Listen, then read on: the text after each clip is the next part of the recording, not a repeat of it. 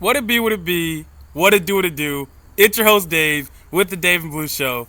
Tell your mama, your cousin, your bro to like, share, and subscribe to the Dave and Blue Show. We lit. Yeah! Alrighty, here we go. Here we go. We are playing USC this week, Michigan Wolverines football versus the USC Trojans out there in Los Angeles, sunny Los Angeles in the Coliseum. And the kickoff time is 4:30 Pacific Standard Time, 7:30 Eastern Time, and we're going to get right into it. So today we are going to be doing our major keys and prediction show all in one today.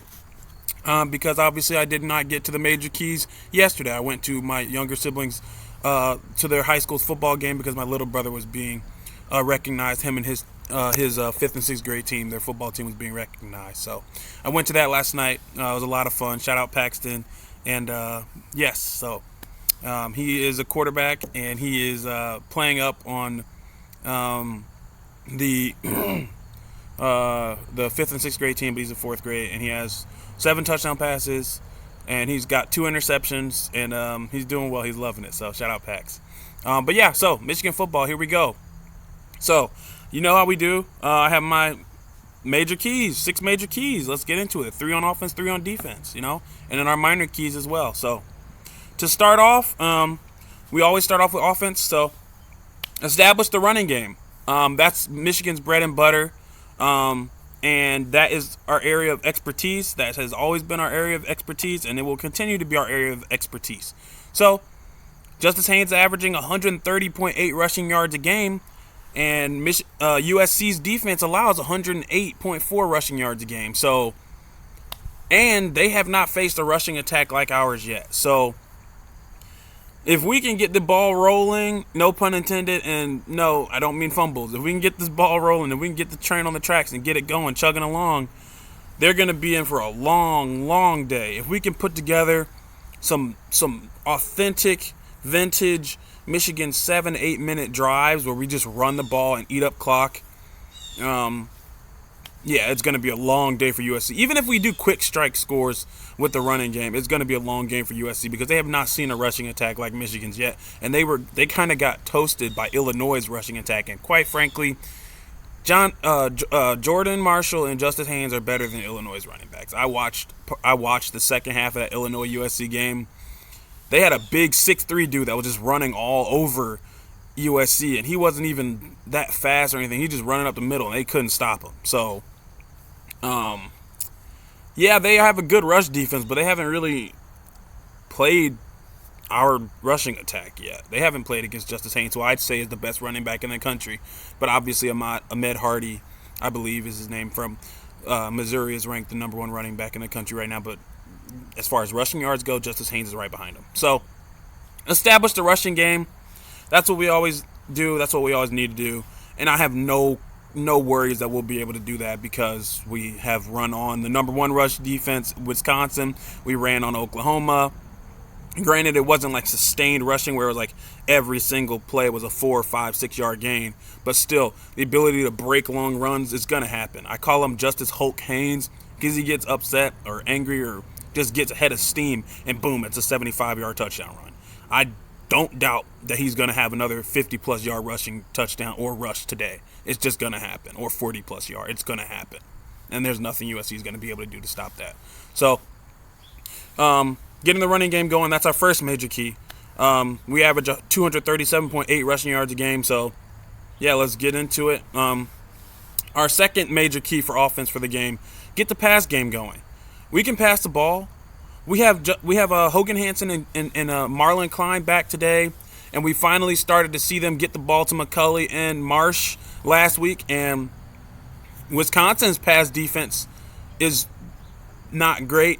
They allow 230 passing yards a game, but USC's pass defense is worse. USC's pass defense, they allow 250 yards a game. They allow 251 passing yards a game.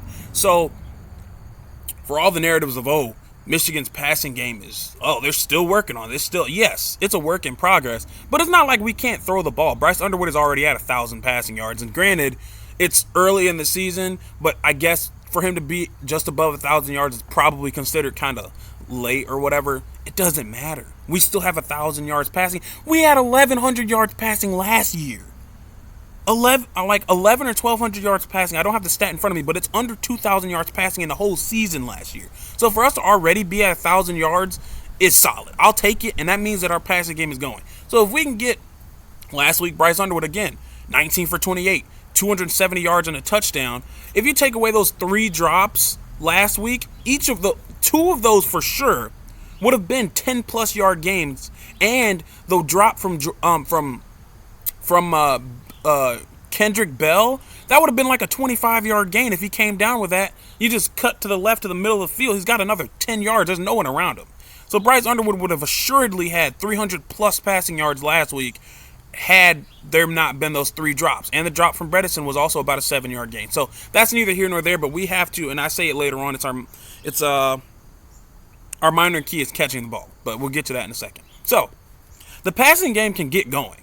USC's defensive backfield is not very good. They allow 251 passing yards a game, and they've played Purdue, Illinois, and Michigan State, and those are the 3 Big Ten teams they've played so far. And I mean, they allowed Michigan State to put up 31.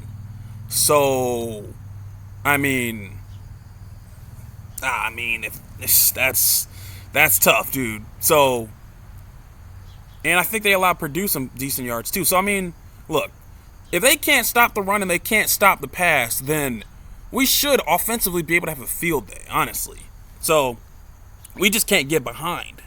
That's all.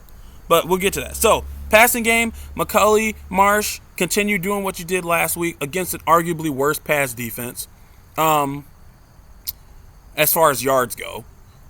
And I've heard that Browder might play, who is, again, I keep saying it, he's my favorite player on the team outside of Bryce Underwood. Like, I mean, give him the ball. Get Browder in there. If I've been saying this in my group chat, and I probably might have mentioned it last week.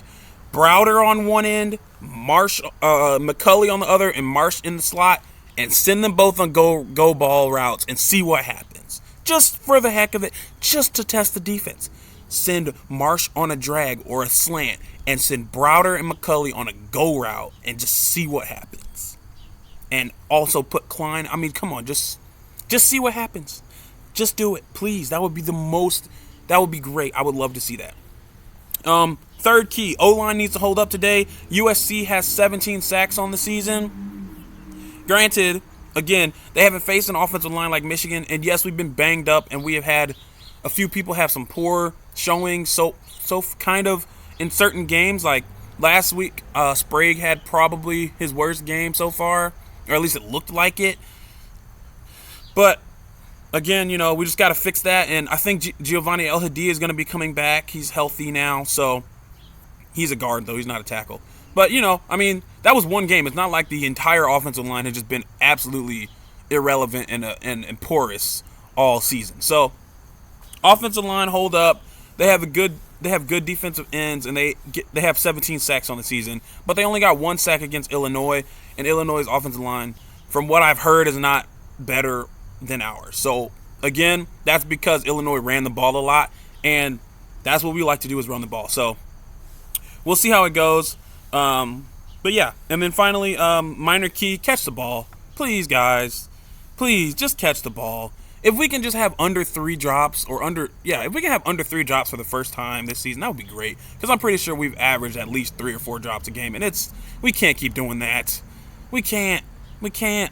So please catch the ball. All right, enough of that. Moving on to the defensive side of the ball now. Pressure Mayava, defensive line, sack and pressure Mayava. Jaden Mayava is an elite quarterback.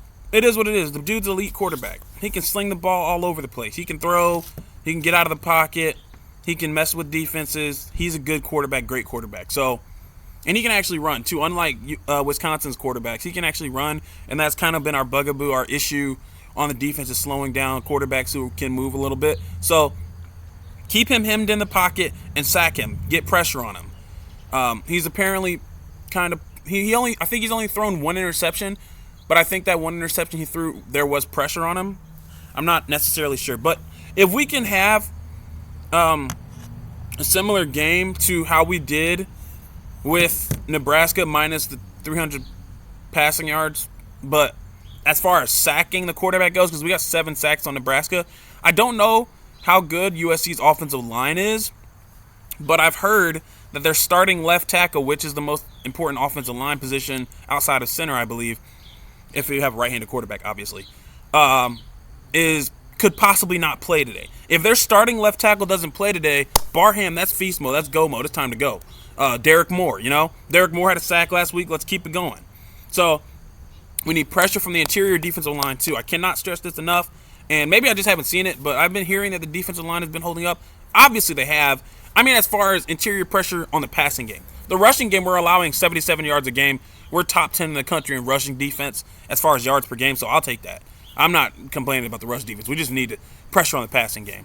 So, D-line, sack Maava, get that pressure on him. Give him a hard time so he can't just look out and throw it to Jacoby Lane or throw it to Mekhi Lemon or throw it to Lance McCree.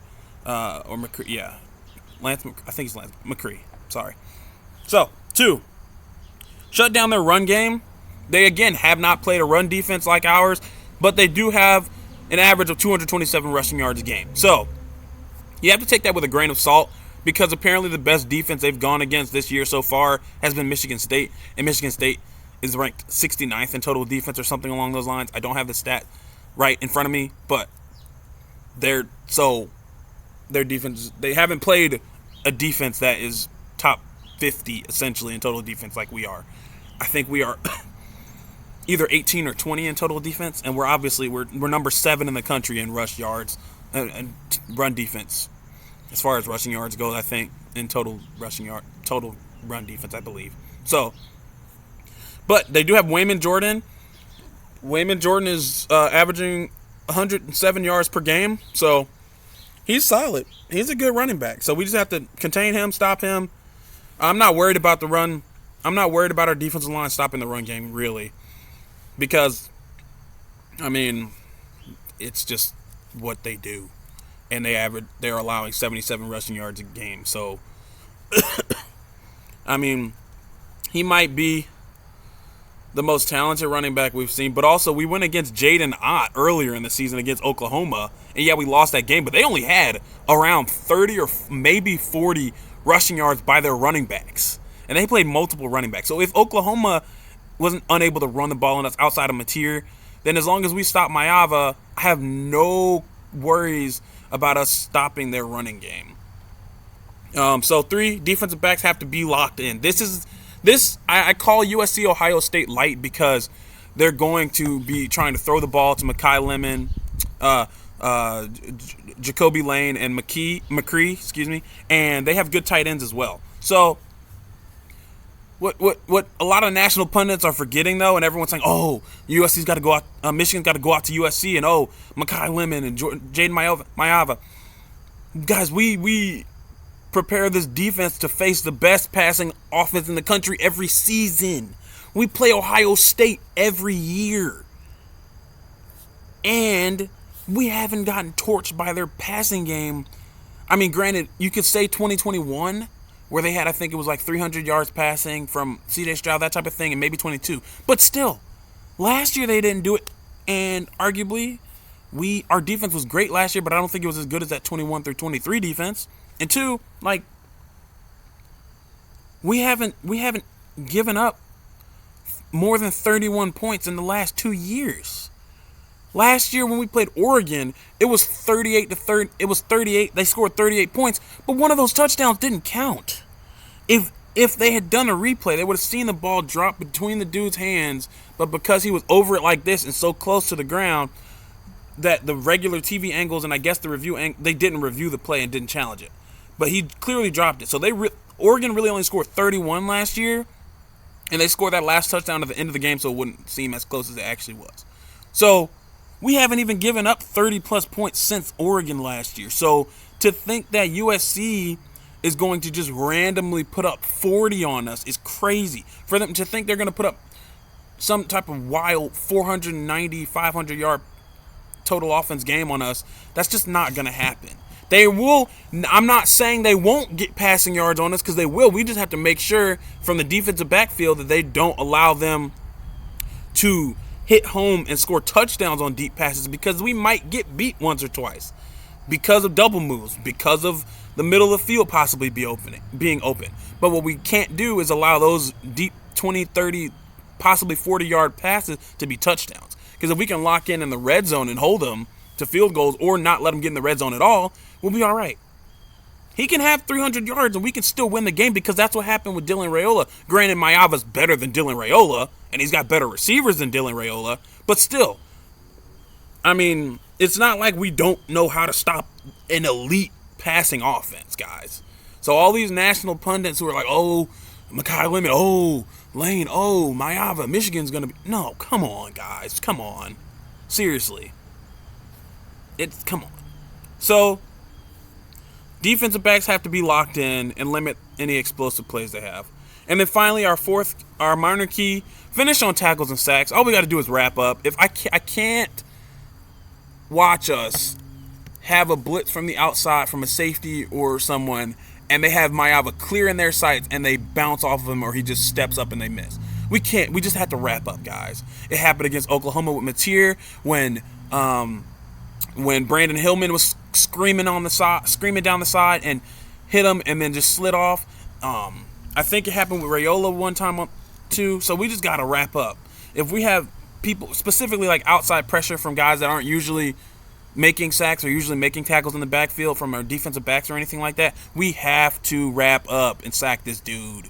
Because if he breaks free of any of our grasps and is continuing to play off script and off schedule, somebody might sneak open and they might get a 20-yard game, because that happened against Nebraska, and I think it has happened with it happened with Nebraska for sure. It might have happened with Wisconsin, I'm not sure. And it also happened against Oklahoma. So, guys, just wrap up.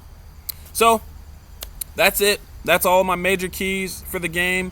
And I will give my prediction for the game. This game reminds me of what we did against Ohio State in 2021, where they had a high-powered passing offense. They had some passing yards. I think C.J. Stroud had 300-plus yards and a couple touchdowns, but we also picked them off. We also pressured them. I think we can win this game 35-21 or 35-24, something along there. I'll say, just for the heck of it, I'll say 35-24. I think that, one, they're not going to be able to stop our rushing attack, and two, we can throw the ball. So if we can get the passing game going, which I think we can, especially against a poor pass defense, relatively, if they're allowing 251 passing yards a game, I mean, and we saw us get that last week against Wisconsin, who had a better defensive line, I think, or at least as far as stopping the run, then, I think that we'll be able to put up points on these guys. So they can't stop the run. We run. We need to make sure we stop their passing game, but I still am not. I'm not overly worried about that. So I'll say Michigan 35, USC 24. And, thank you guys for watching. Thank you for everything. We're going to keep this going. Tell your mama, your cousin, your bro to like, share, and subscribe to the Dave and Blue Show. We lit. Yeah! Let's get it. Go Blue.